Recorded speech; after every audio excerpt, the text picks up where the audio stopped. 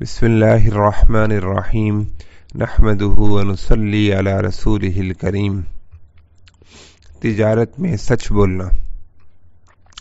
تجارت کو بظاہر دنیا داری کا کام سمجھا جاتا ہے، لیکن اگر تجارت اس نیت سے کی جائے کہ اس کے ذریعے رزق حلال حاصل کیا جائے گا اور اس سے اپنے نفس اور اپنے اہل و عیال کے حقوق ادا کیے جائیں گے تو تجارت کا سارا کام اجر و ثواب کا ذریعہ بن جاتا ہے، بشرطے کہ اس میں ناجائز کاموں سے پرہیز کیا جائے۔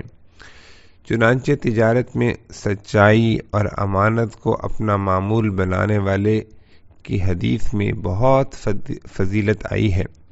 حضرت ابو سعید خدری رضی اللہ تعالی عنہ سے روایت ہے کہ نبی کریم صلی اللہ علیہ وسلم نے ارشاد فرمایا: التاجر صدوق الامین مع النبیین والصدیقین والشہداء یوم القیامہ۔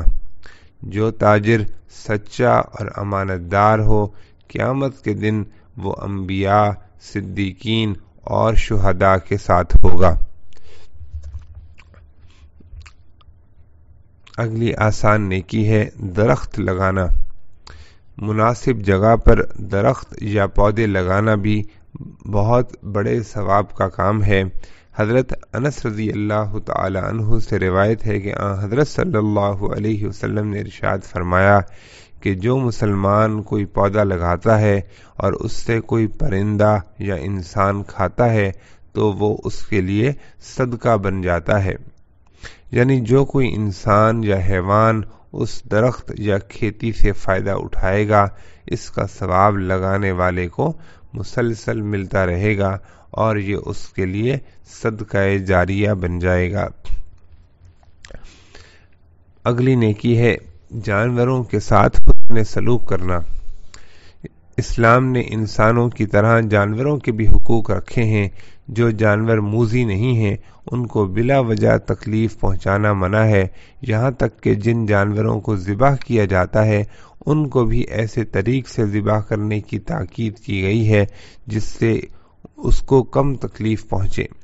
حضرت صلی اللہ علیہ وسلم نے حکم دیا ہے کہ ذبح سے پہلے چھری کو تیز کر لیا جائے اور ذبح ہونے والے جانور کو جتنی زیادہ سے زیادہ راحت پہنچائی جا سکے پہنچائی جائے۔ چنانچہ جانوروں پر ترس کھانا اور ان کی پرورش کرنا اور ان کو آرام پہنچانا اللہ تعالیٰ کو بہت محبوب ہے اور اس کا بہت اجر و ثواب ہے۔ حضرت صلی اللہ علیہ وسلم نے پچھلی امتوں کے ایک شخص کا واقعہ سنایا کہ اسے سفر کے دوران شدید پیاس لگی۔ تلاش کرنے پر اسے ایک کنواں نظر آیا جس پر ڈول نہیں تھا۔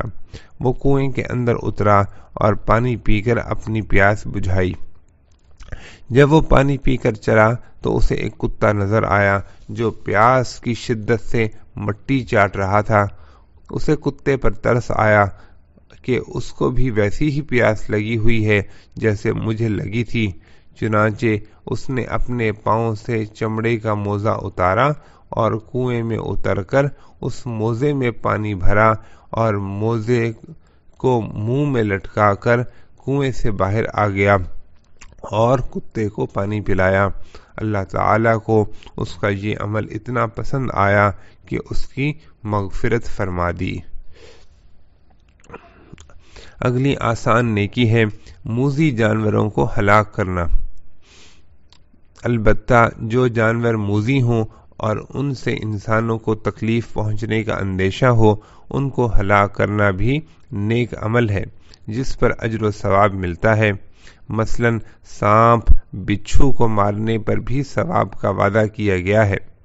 ایک مرتبہ حضرت عبداللہ ابن مسعود رضی اللہ تعالیٰ عنہ خطبہ دے رہے تھے کہ دیوار پر چلتا ہوا ایک سانپ نظر آیا۔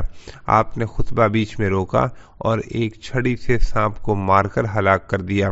پھر فرمایا کہ میں نے حضرت صلی اللہ علیہ وآلہ وسلم کو یہ ارشاد فرماتے ہوئے سنا ہے کہ جو شخص کسی سانپ یا بچھو کو ہلاک کرے تو اس کا یہ عمل ایسا ہے جیسے کوئی شخص اس مشرک کو قتل کرے جس کا خون حلال ہو۔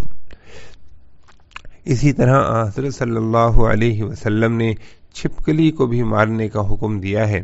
حضرت ابو ہریرہ رضی اللہ تعالی عنہ روایت کرتے ہیں کہ حضرت صلی اللہ علیہ وسلم نے ارشاد فرمایا کہ جو شخص کسی چھپکلی کو پہلی ضرب میں ہلاک کرے اس کو اتنی نیکیاں ملیں گی، اور جو شخص اسے دوسری ضرب میں ہلاک کرے اسے اتنی نیکیاں ملیں گی۔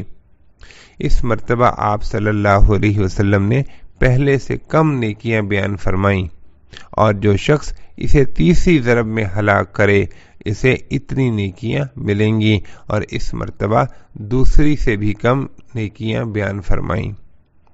اسی طرح دوسرے موذی جانور جن سے انسانوں کو واقعی خطرہ ہو ان کو مارنے پر بھی ثواب ہے۔